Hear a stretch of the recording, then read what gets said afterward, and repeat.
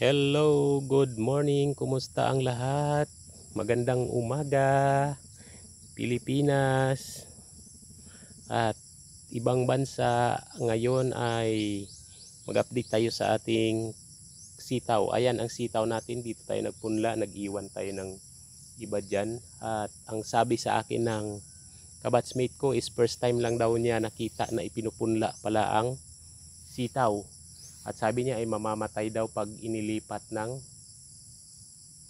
taniman. So ito, classmate, pag nakita mo ito yung nilipat ko na.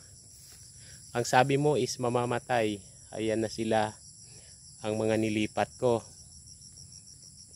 Yan. Kung namamatay sila, hindi ganyan ang dahon niyan.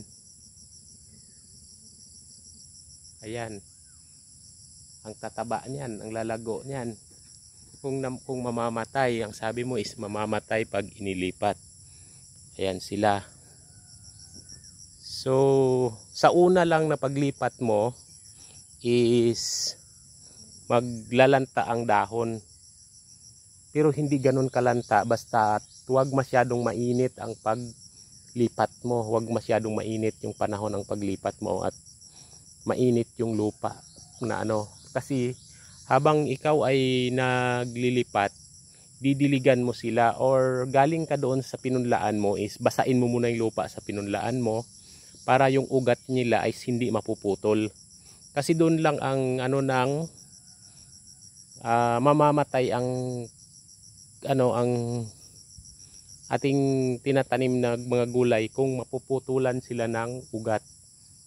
Kahit tayo nga na tao, pag nagkaroon tayo ng fracture sa ugat is magmamaga.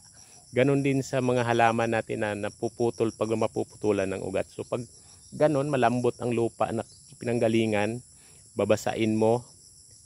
At kung kaya mong kuhain lang yung yung lupa lang na hindi siya mabugbog yung ugat niya, kunin mo sa lupa at bilugin mo lang yung lupa, saka mo ilipat. O ayan, hindi siya kahapon ko lang nilipat yan.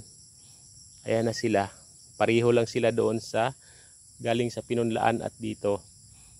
Pagkatapos ko kasi ng maglipat is diniligan ko sila dahil naglipat ako siguro is alas 2 na ng hapon. So hindi naman ganun nakainit, kaya ayan,